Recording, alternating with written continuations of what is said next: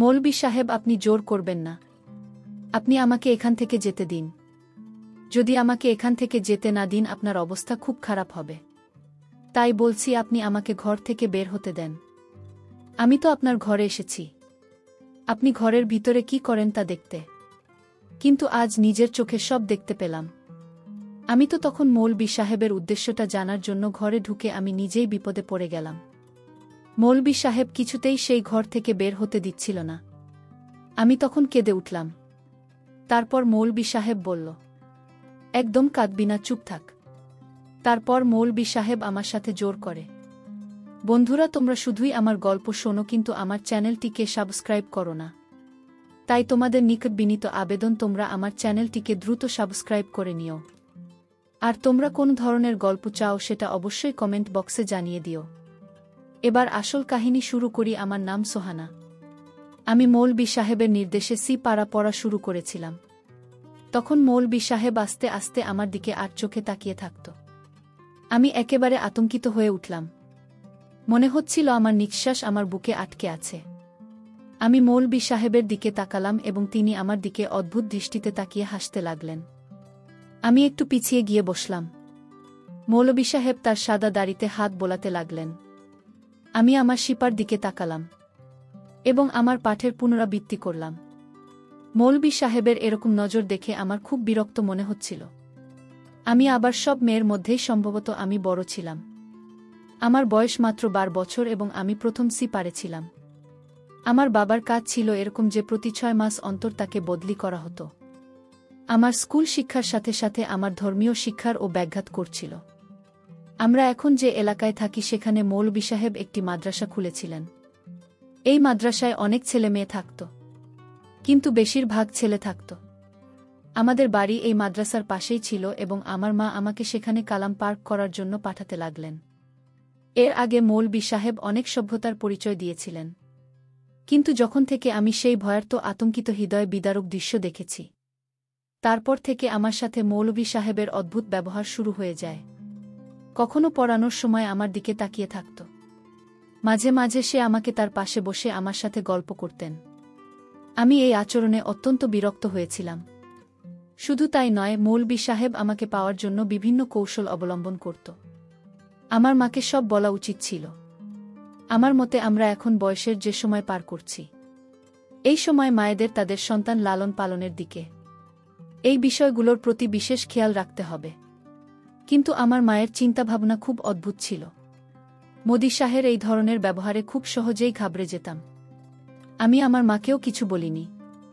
দিন বিরক্ত হয়ে বাসায় গিয়ে বললাম, আমি মৌলভী সাহেবের কাছে পড়তে চাই না। সে যেন আমার জন্য একজন মহিলা টিচারের ব্যবস্থা করেন। কেননা কয়েকদিন আগে যা কিছু আমি ছাদে ঘুরতে দেখেছি, তাতে মৌলভী সাহেবকে দেখে আমার হৃদয়ে শুকনো পাতার মতো কেঁপে উঠত। কিন্তু আমার কথা শুনে আমার মা আমার মুখে চড় মেরে আমার কান টেনে মৌলভী সাহেবের কাছে নিয়ে গেলেন এবং বলা শুরু করলেন, এই মেয়েটা আমাকে বিরক্ত করে রেখে দিয়েছে। একে তো এর মাথায় কিছুই দ্রুত ঢোকে না, তার উপরে তাণ্ডব বলছে কি মৌলভী সাহেবের কাছ থেকে পড়াশোনা করব না। মৌলভী সাহেব আমার দিকে রাগান্বিত দৃষ্টিতে তাকালেন। আমি চোখ নামিয়ে উঠে দাঁড়ালাম। আমার মা মৌলভী সাহেবের সামনে আমাকে লজ্জিত করেছিলেন। মৌলভী সাহেবের সাদা দাড়ি ছিল। তার বয়স 50 বা 50 হবে। এটা স্পষ্ট যে কেন আমার মা তাকে সন্দেহ করবে। তিনি বলতে লাগলেন, চিন্তামুক্ত থাকুন বোন, আমি অবাধ্য বাচ্চাদের আরও 2 ঘন্টা বসিয়ে রাখি এবং বিশেষ মনোযোগ দিয়ে পড়ায় মাত্র কয়েক মাসের মধ্যেই তীরের মতো ঠিক হয়ে যাবে। তার শব্দে আমার হৃদয় কেঁপে উঠল। তারপর মাকে আবার বলা শুরু করলেন, দেখুন বোন, আমি একটু কঠিন প্রকৃতির শিক্ষক, আর কেউ কখনো মার না খেয়ে পড়াশোনা করতে পারে না। কিন্তু মা বাবা যদি শিশুদের শরীরের চরের চিহ্ন দেখেন, তখন তারা মনোবিদের ক্লাস নিতে চলে আসেন এবং আমাদের বলে কিভাবে আমার বাচ্চাকে মেরেছে। আমার মা এই কথা শুনে মৌলভী সাহেবকে খোলা হুকুম দিয়ে দিলেন। তিনি বললেন, আমার মেয়েকে আপনি যা খুশি করুন, আমি কখনো কোনো অভিযোগ নিয়ে আসব না। এই বছরে আমার মেয়েকে কালাম পার করিয়ে দিন। তিনি বলতে লাগলেন, বোন, আপনি নিশ্চিন্ত থাকুন। তুমি শুধু বললে এখন তোমার মেয়ে আমার নজরে থাকবে, আমি ওকে আমার কাছে বসিয়ে পড়াব। এই কথা শুনে আমার মা খুব খুশি হয়ে আমাকে সেখানে রেখে চলে গেলেন। আমি সামনে বসেছিলাম ভয়ে। মৌলভী সাহেব কড়া সুরে আমাকে বললেন, এখানে আমার কাছে এসে বসো। আমি এখনই তোমাকে জিজ্ঞেস করছি, তুমি বাসায় গিয়ে আমার বিরুদ্ধে অভিযোগ করে। কথাটা শুনে আমার জন্য জীবন বেরিয়ে গেল।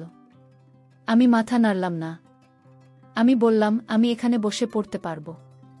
আমি যা বললাম তার জন্য তিনি আমাকে এত বকাঝকা করেছিলেন যে আমি কাঁদতে লাগলাম। আর ভয়ে ওনার কাছে গিয়ে বসলাম। সে আমার কাছে এসে আমার কানের কাছে ফিসফিস করে বলল, ভবিষ্যতে তুমি যদি বাড়িতে গিয়ে কিছু বলো, তুমি হয়তো জানো না আমি তোমার সাথে কি করতে পারি। তোমার মা আমাকে কিছু বলবে না, উল্টে তোমাকে মারবে। তুমি দেখলে তো আজ তোমার মা তোমার কথা না শুনে আমার কথা মেনে নিয়েছে। মৌলভী সাহেবের কথা সত্য ছিল। তারপর আবার আমি ছোট ছিলাম, তাই এই কথাটা মাথায় রেখেছিলাম যে মাকে কিছু বলবো না, না হলে মৌলভী সাহেব আমার সাথে খারাপ ব্যবহার করতে পারেন। বিনিময়ে আমার মা ও আমাকে চড় মারবে সেদিন। এরপর মৌলভী সাহেবের দুষ্টুমি আরও বাড়তে থাকে। তার দুঃসাহসিকতা সীমা ছাড়িয়ে গিয়েছিল। যতক্ষণ আমি মৌলভী সাহেবের কাছে বসে থাকতাম তার ব্যবহার সবসময় আমাকে কষ্ট দিত। তিনি আমার দিকে বিষাক্ত হাসি দিয়ে তাকাতেন। আমি বাসায় আসতে আমার সাথে সাথে আমি আমার রুমে গিয়ে কাঁদতে লাগলাম, কিন্তু আমি মাকে কিছু বলিনি। কারণ আমি জানতাম এইভাবে বলে কোনো লাভ নেই।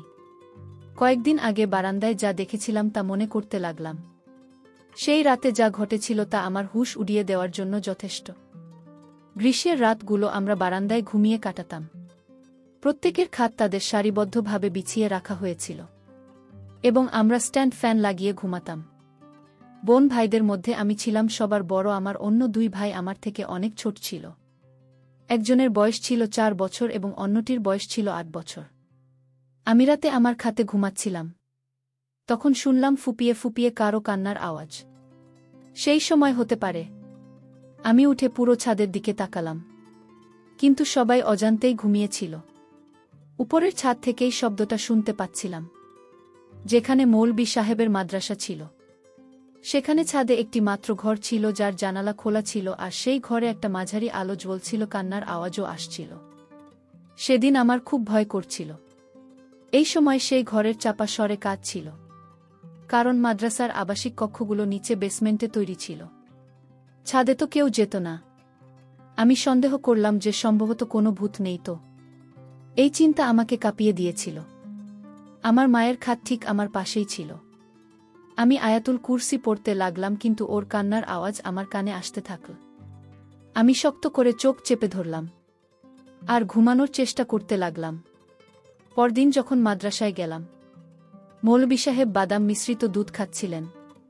তিনি বললেন, সারারাত দিনই ওয়াদিফা করছেন, খুব দুর্বল লাগছে। প্রথমত, জান্নাতের ভূত প্রেতের বাচ্চারাও বড় কষ্ট দেয়। এই সময় অনেক নারী তাদের সন্তানদের না যার জন্য ছাড়তে আসেন।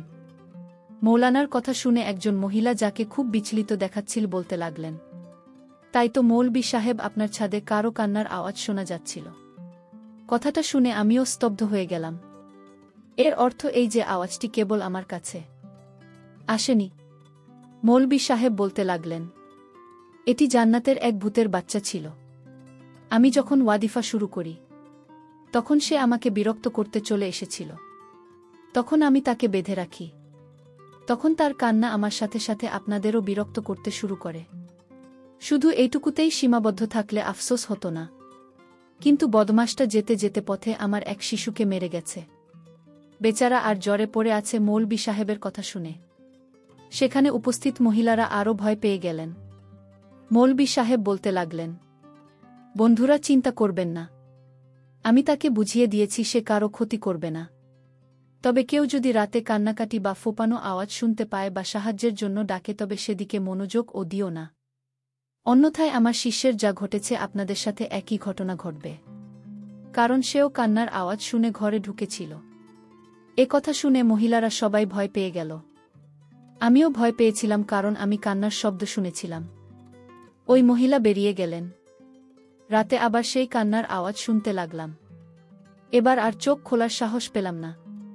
আমি চারকোল পর এ নিয়ে শুয়ে ঘুমানোর চেষ্টা করলাম, কিন্তু আমার চোখ যা দেখলেন তা দেখে আমি হতবাক হয়ে গেলাম। আমি কিছুটা ভয় পেয়ে গেলাম। পরের দিন যখন মাদ্রাসায় গেলাম পড়াশোনার সময়, আমি সেই মেয়েটাকে দেখলাম। তার মুখ সম্পূর্ণ ফ্যাকাশে হয়ে গেছে। আমি তাকে দেখে স্তব্ধ হয়ে গেলাম। মৌলভী সাহেব এই মেয়েটার দিকে অবিরাম তাকিয়েছিলেন। সে ভয় পেয়ে আমার পাশে বসে কালাম পাক মুখস্থ করতে লাগল। তার কণ্ঠস্বর ছিল যেন শেখাচ্ছে। আমি তার বয়সের কারণে তার জন্য দুঃখিত হতে শুরু করেছি। তার বয়স 7 থেকে 8 বছরের বেশি ছিল না, এবং আমি তার সাথে যা ঘটতে দেখেছি তা দেখে আমি জ্ঞান হারিয়ে ফেলেছিলাম। আমি যখন তার মুখের দিকে তাকালাম, তখনও তার মুখে আঙুলের ছাপ দেখা যাচ্ছিল। সে পাড়া পড়ছিল আর বারবার চোখমুখ ছিল। এরপর যখন তাকে দেখে হতবাক হয়ে যায়, কেউ তার বাঁ হাতে কামড় দিয়েছে, তা দেখে আমি কাঁদতে শুরু করি। মৌলভী সাহেব কিছুক্ষণের জন্য উঠে বাইরে চলে গেলেন, কারণ এলাকার এক সাহেব তাকে অনেক দামি উপহার পাঠিয়েছিলেন।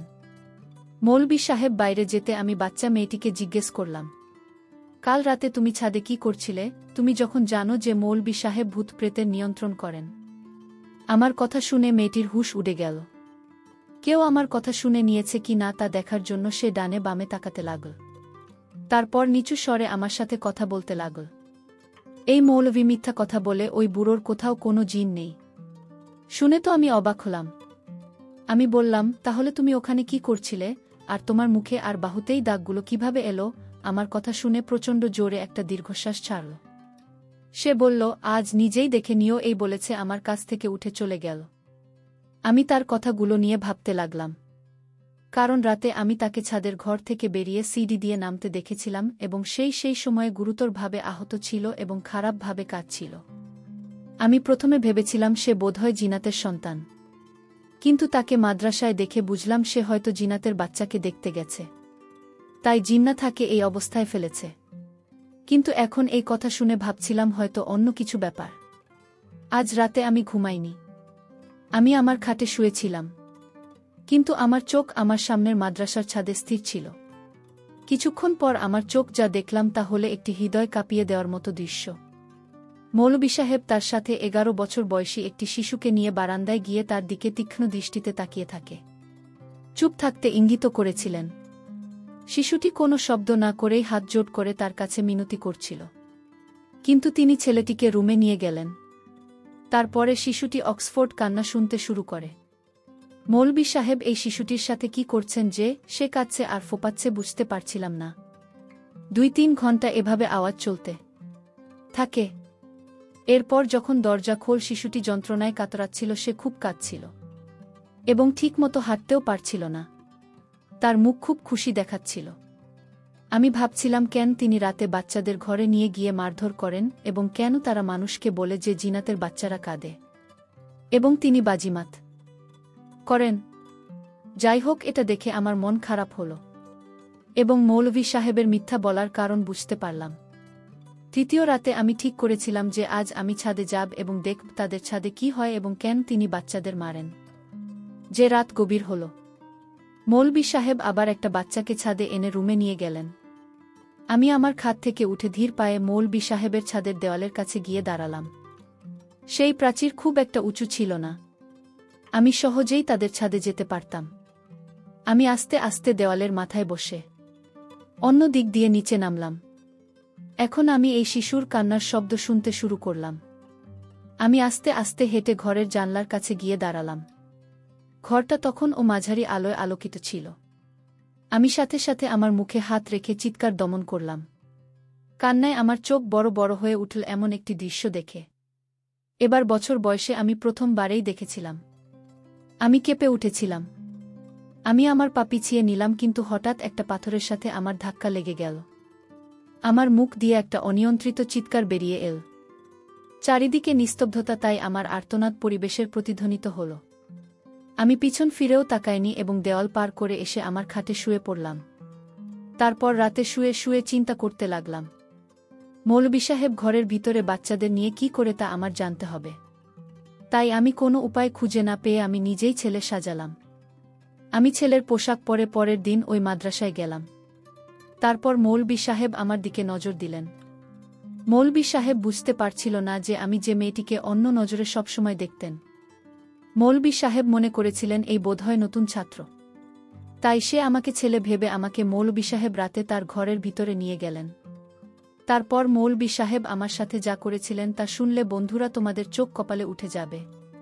আমি যখন ঘরের ভিতরে প্রবেশ করলাম, তারপর মৌলবি সাহেব বলতো, তুই সোজা এখানে শুয়ে পড়। মৌলবি সাহেবের কথায় আমি শুয়ে পড়লাম।